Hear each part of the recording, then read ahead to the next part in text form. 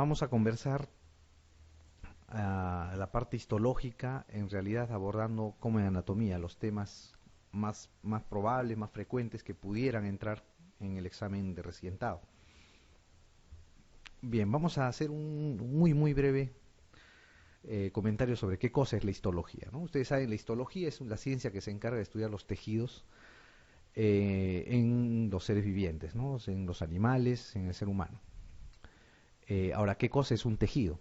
Un tejido es una combinación de células similares entre sí que cumplen una función específica. Todas trabajan para un solo norte, para cumplir o hacer cumplir alguna función al organismo, ¿no? Los tejidos se van a unir y van a formar los órganos. Los órganos van a unirse, van a formar los aparatos o los sistemas, y el conjunto de sistemas o aparatos forma lo que es el organismo.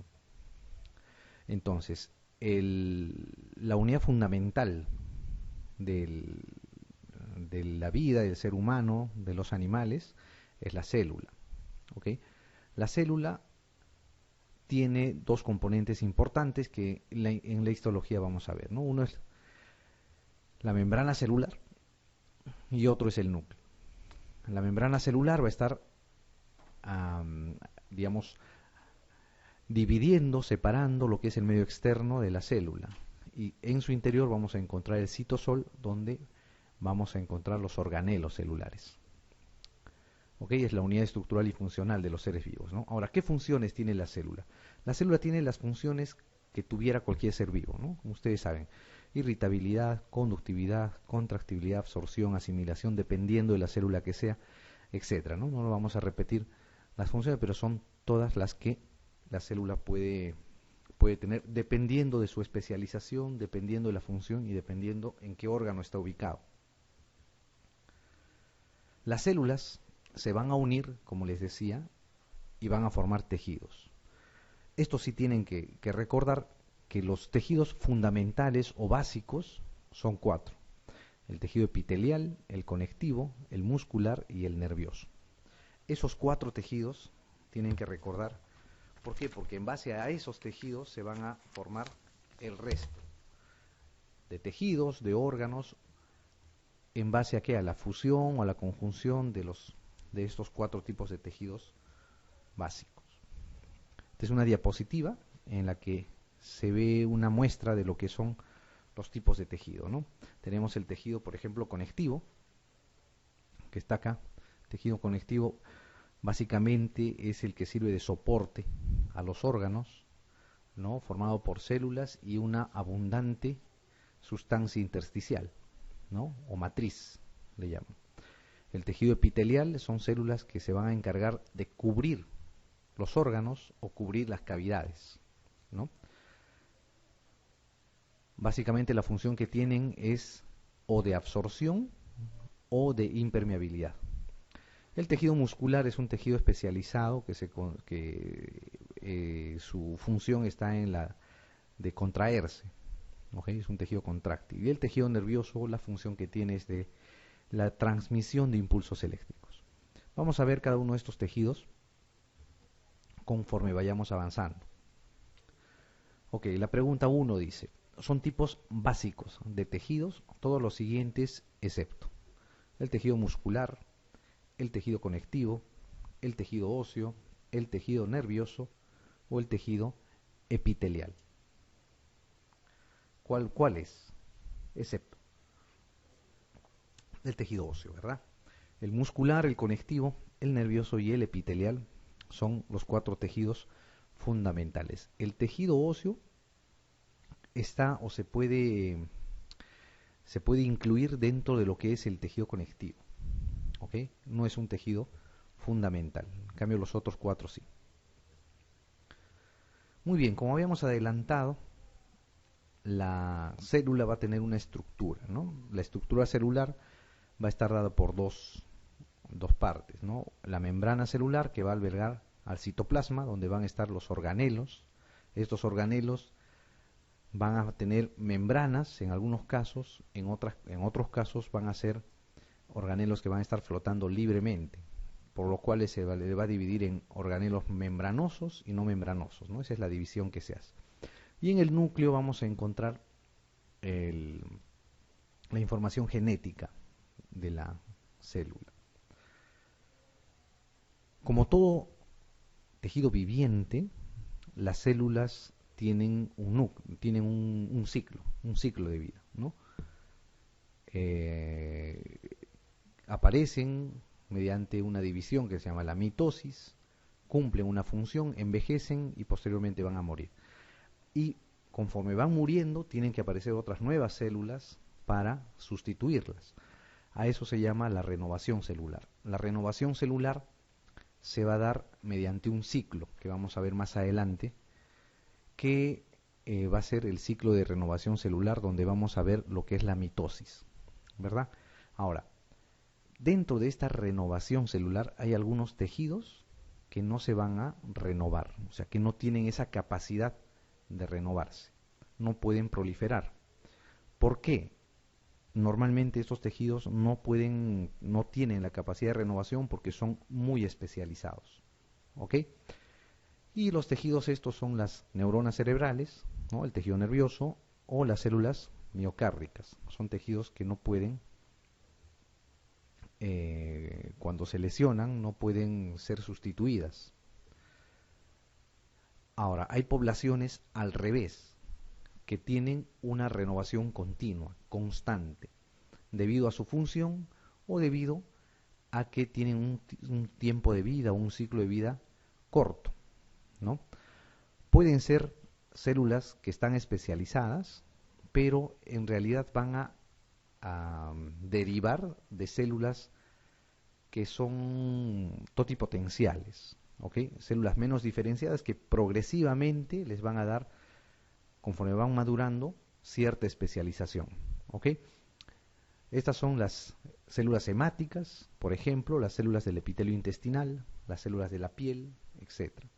La población que se renueva con mayor cantidad en el organismo son las células hemáticas, ¿no? De lejos son las células que más rápidamente se renuevan. Entre estas dos poblaciones que se renuevan y poblaciones no renovables, tenemos células que son singulares, tienen una característica especial, que son potencialmente renovables. O sea, normalmente no se están renovando.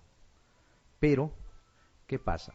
En el transcurso de la vida, en algún momento, debido a algún estímulo especial, estas células pueden ser renovadas, ¿no? En general, de este tipo de células estamos hablando de los hepatocitos. Por lo general, los hepatocitos no están en una división constante, ¿no? Se renuevan solamente cuando existe la necesidad de hacerlo, después de una muerte celular masiva, por ejemplo, una hepatitis que haya producido una gran lesión en número de células hepáticas, o lesiones traumáticas o lesiones quirúrgicas, ¿no? Cuando se extrae un cáncer, un tumor, o se hace segmentectomías para hacer un trasplante, las células empiezan a renovarse, ¿no? Solamente durante ese estímulo. Si no, permanecen sin renovación, silentes. Perdón. Entonces la pregunta 2 va en ese sentido, dice, de entre los siguientes tipos de células, ¿cuál es la que posee la mayor capacidad de renovación? ¿Cuál es la que se puede renovar en mayor cantidad? Las neuronas, la microglia, los hepatocitos, los glóbulos blancos o las células miocárdicas. Los glóbulos blancos, ¿no es cierto? Como habíamos dicho, las células sanguíneas son las que en mayor cantidad, con mayor velocidad y en mayor número y volumen se pueden renovar, a diferencia de las otras células. Los hepatocitos, si ven, tienen una alta capacidad de renovación, pero solamente van a ser estimuladas estas en el caso de que haya una necesidad, ¿no? Por lisis celular, debido a inflamación, como les dije, o algún trauma quirúrgico o algún traumatismo externo. Entonces acá la respuesta es la D, ¿no? Los glóbulos blancos. linfáticos. En realidad, las células sanguíneas, ¿no? Glóbulos blancos, eritrocitos, plaquetas. Bien, como les decía, la célula va a tener un ciclo, ¿no? Que se llama el ciclo celular. Este ciclo celular se va repitiendo una detrás de otra, indefinidamente. En algunos casos, cuando hay necesidad de reposo celular, este ciclo se detiene y pasa a un estadio de adormecimiento, donde la célula no se va a renovar. Pero en cualquier momento puede salir de ese estado y volver al ciclo de renovación continua. Perdón. Entonces, el ciclo celular va a consistir o va a tener dos etapas. La mitosis, que es la etapa de división activa de la célula, y la etapa de interfase. La etapa de interfase va a estar o va a ser definida como el periodo de tiempo entre dos mitosis sucesivas.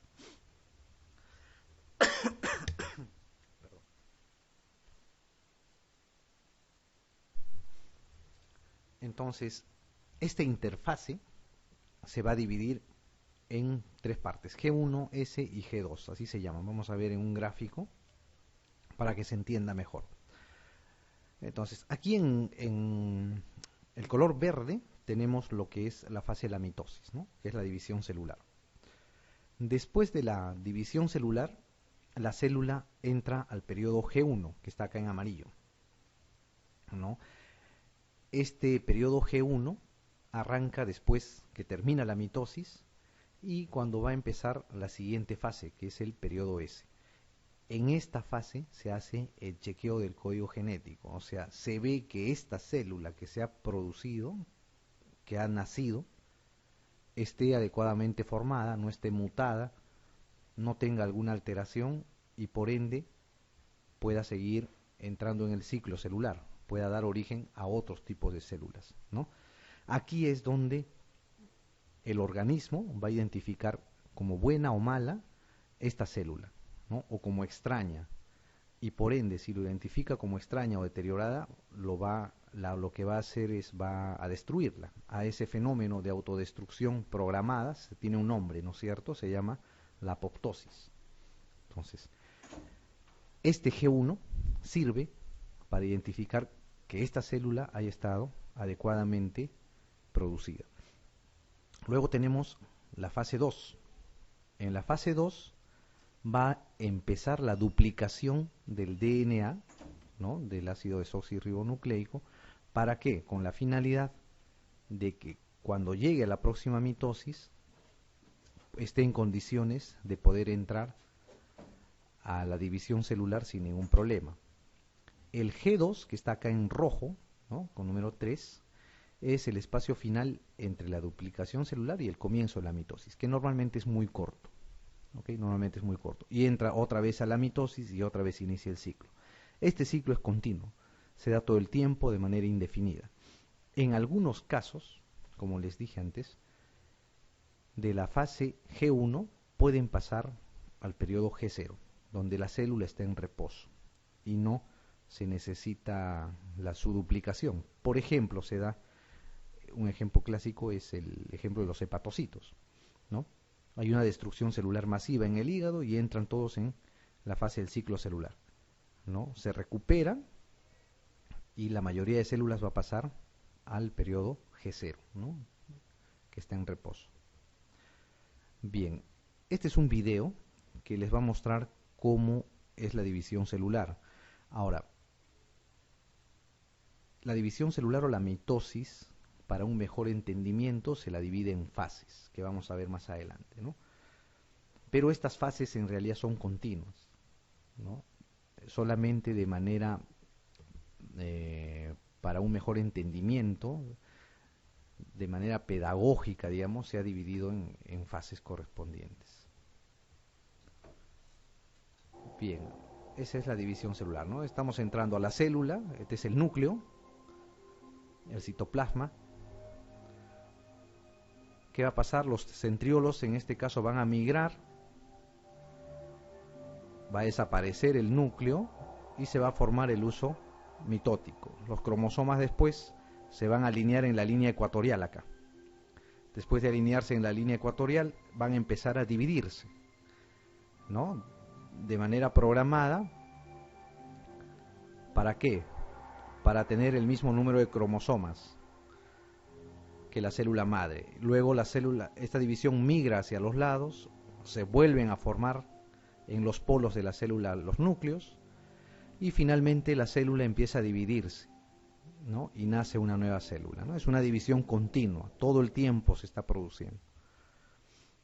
Entonces, esta división se llama la mitosis, ¿no es cierto? La mitosis es la división celular que nos da dos células hijas idénticas a la célula madre, con igual número de cromosomas y todo. Hay otra división que eso lo van a ver seguramente en embriología, que se llama la meiosis, que es distinta, ¿no? La mitosis es una división en la cual el número de cromosomas es idéntico al de las células madre y tiene 4 fases: la profase, la metafase, la anafase y la telofase, las 4 fases. De estas 4 fases, todas tienen varias características, pero cada una tiene una característica central y que la representa, que es la que ustedes tienen que recordar. No es necesario que recuerden exactamente todos los detalles, pero hay una característica de cada fase que ustedes no deben olvidar. ¿Ok? Vamos a hablar de las distintas fases, ¿no? La primera fase en la división mitótica es la profase. ¿Qué pasa en la profase? En la profase, los centriolos van a empezar a emigrar a los polos opuestos, ¿no? A ambos polos de la célula. El núcleo, donde va a estar albergándose la información genética, los cromosomas, va a empezar a producir una lisis del núcleo y va a empezar a desaparecer la membrana nuclear, ¿no? Finalmente el nucleolo también va a desaparecer y los cromosomas van a empezar a elongarse, ¿no? Y hacerse un poquito más gruesos, preparándose para la siguiente fase, que es la metafase. En la metafase, los cromosomas se van a condensar, ¿no? Ya no están tan largos, se condensan, se hacen más llamativos. La característica principal de la metafase es que los cromosomas se alinean en la línea ecuatorial, ¿no? Al centro. Luego la siguiente fase es la anafase. En la anafase, cada cromosoma que estaba alineado en la línea ecuatorial se va a dividir a nivel del centrómero, que está en la línea media, ¿no? De cada, o en el centro de cada cromosoma. Y después que va a ser se va a producir la división, cada mitad del cromosoma va a viajar con dirección al centriolo anterior, que migró a los polos, ¿no? Finalmente, en cada polo celular se va a empezar a formar el núcleo en la telofase. Y en la membrana celular va a aparecer estas hendiduras, ¿no? Estas hendiduras se le llama el surco de segmentación. Entonces, aparece el surco de segmentación, vuelven a aparecer los nucleolos y la membrana nuclear se va a segmentar produciendo las 2 células hijas. Muy bien. Entonces vamos a responder la siguiente pregunta. La pregunta 3 dice: ¿en qué fase de la mitosis los cromosomas se van a alinear en el plano ecuatorial? ¿No es cierto? La metafase, ¿verdad? La metafase. Por ejemplo, en la metafase lo que tienen que recordar es eso. Los cromosomas están en la línea ecuatorial. En la profase deben recordar que el uso mitótico o los centriolos van a viajar hacia los polos. En la anafase los cromosomas se parten. Y en la telofase la membrana celular se va a segmentar, ¿no? Esas son las características principales de cada fase. Muy bien. Aquí están los eventos, ¿no? Estamos en la interfase, ¿no? El periodo entre cada mitosis, ¿no? La célula ya se encuentra lista para dividirse, se forma el uso mitótico, los centriolos empiezan a viajar a los polos, ¿no? Los cromosomas empiezan a condensarse, se fragmenta el núcleo y los cromosomas van a empezar a alinearse en la línea ecuatorial, ¿no? En la metafase se alinean en la línea ecuatorial. En la anafase se van a segmentar y van a viajar a los polos, y finalmente en la telofase se va a segmentar la célula. Ok, esos entonces son las cuatro fases de la mitosis que no deben de olvidar. Vamos a hablar ahora dentro de la célula, lo que es el citoplasma, y vamos a dar una pequeña mención de lo que es el núcleo, ¿no? El citoplasma se va a caracterizar por tener dentro de su, digamos, de la masa del citoplasma, del líquido que está rodeando al núcleo, organelos. Estos organelos se van a dividir en dos, como habíamos mencionado, los membranosos y los no membranosos. Los membranosos son estos que están enumerados acá, ¿no? La mitocondria, el retículo endoplasmático rugoso, el liso, el aparato de Golgi, las vesículas secretorias, los lisosomas. Los no membranosos son los ribosomas, los microtúbulos, los centriolos, cilios y flagelos y filamentos. Vamos a desarrollar algunos de estos, ¿no? Los más importantes, para tener una idea de qué cosas son cada uno, ¿no? Pero esa división entre membranosos y no membranosos tienen que recordarla también ustedes. Entonces la pregunta 4 dice, ¿cuál de los siguientes organelos celulares carece de membranas? ¿No? Muy bien, el aparato de Golgi, las lisosomas, las mitocondrias, retículo endoplasmático o ribosomas, ¿no? La respuesta, como lo dijo el doctor, es los ribosomas. Los ribosomas son partículas que están flotando en el citoplasma o están adheridas al retículo endoplasmático rugoso, que se van a encargar de una función, ¿no? ¿Se acuerdan cuál es la función de los ribosomas? La síntesis proteica, ¿no es cierto? Esa es la función del ribosoma, ¿no? Tiene dos subunidades, vamos a ver más adelante eso. Bien. La pregunta 5 dice, no es un organelo celular. La mitocondria, el retículo endoplasmático, el nucleolo, el ribosoma o el lisosoma. ¿Cuál no es un organelo celular? El nucleolo, ¿no? El nucleolo. El resto son organelos celulares, ¿no? Mitocondria, retículo endoplasmático, ribosoma, lisosoma. El nucleolo, está en el núcleo, es una parte del núcleo, ¿no? Igual que la membrana celular es una parte de la célula. Bien, antes de adentrarnos en lo que son los organelos, vamos a hablar de lo que es la membrana celular. ¿Qué cosa es la membrana celular, no? Antes, estamos hablando hace mucho tiempo, la membrana celular se creía que eso simplemente era una pared, ¿verdad? Pero posteriormente, mediante la microscopía electrónica, se definió que era una membrana que tenía funciones específicas y tenía características y estructuras definidas, ¿no? Es la estructura más externa de la célula, dice, y está formada por 3 láminas, ¿no? Una bicapa de lípidos, dice, integrada por fosfolípidos y colesterol. De esto no se olviden, los fosfolípidos y el colesterol son las sustancias que van a estar formando la bicapa lipídica en la membrana celular, ¿ok?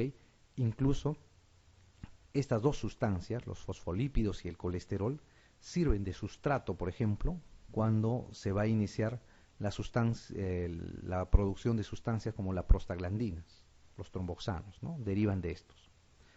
Ahora, esta bicapa de lípidos tiene una porción hidrófoba en la región central y una hidrófila en la porción externa.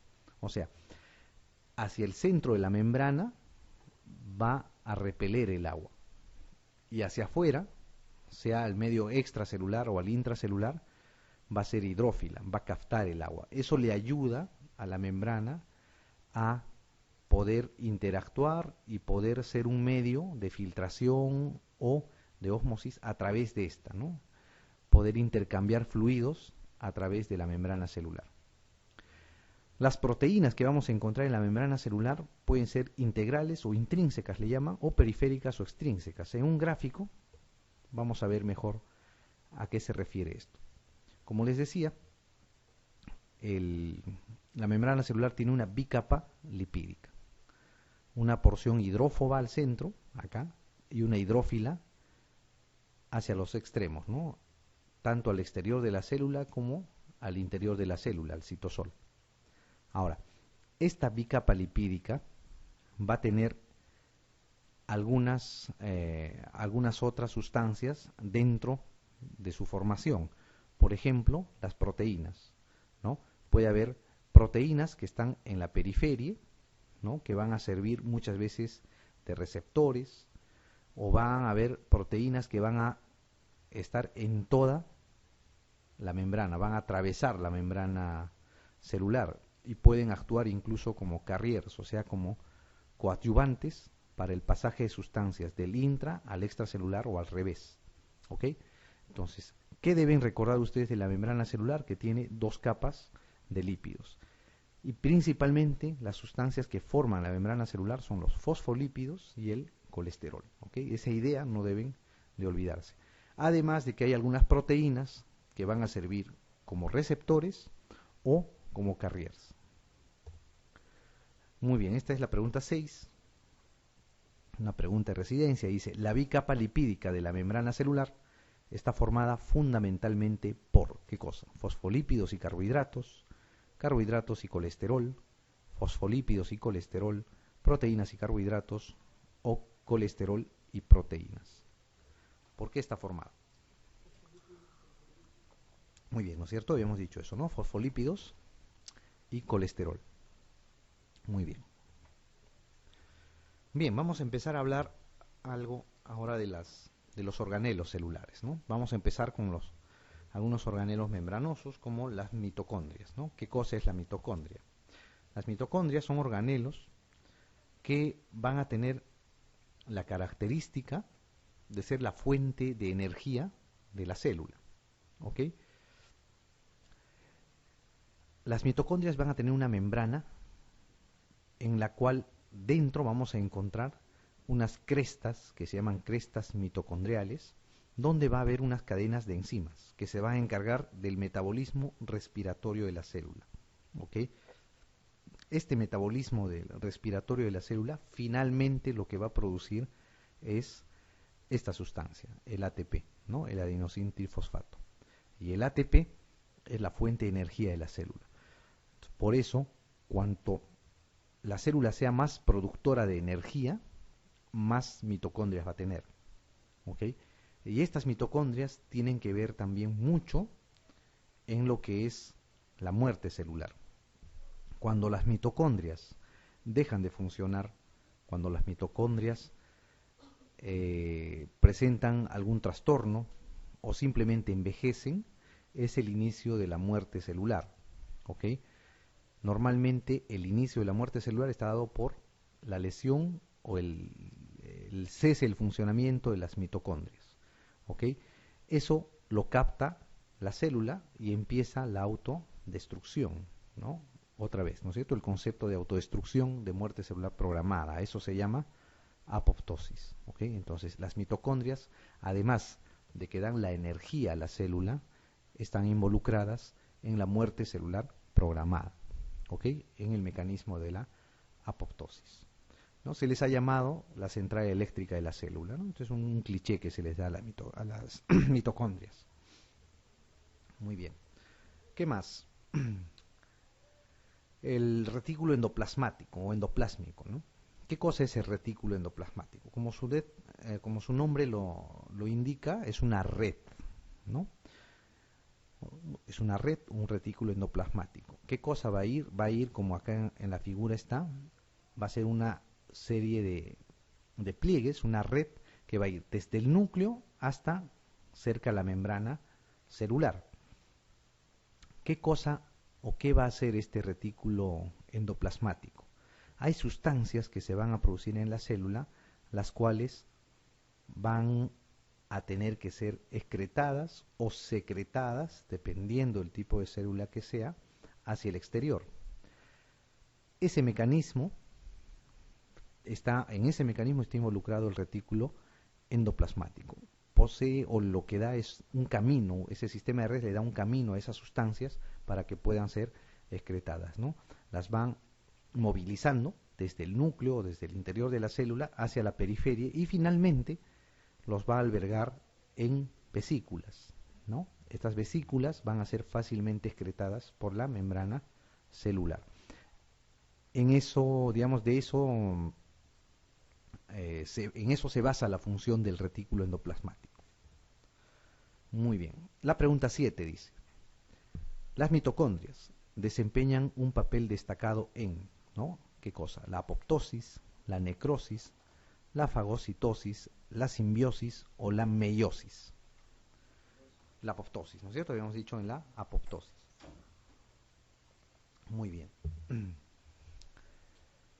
En la necrosis celular, la necrosis, a diferencia de la apoptosis, es una muerte celular no programada, muerte celular traumática o debido a alguna infección. ¿Ok? Es la diferencia con la apoptosis, que es una muerte celular programada, ordenada y esperada, ¿no? Normalmente cumple la vida media la célula y va a llegar a la apoptosis o a la muerte celular, ¿no? La fagocitosis no es otra cosa que la ingestión de sustancias del exterior hacia adentro de la célula. Muy bien.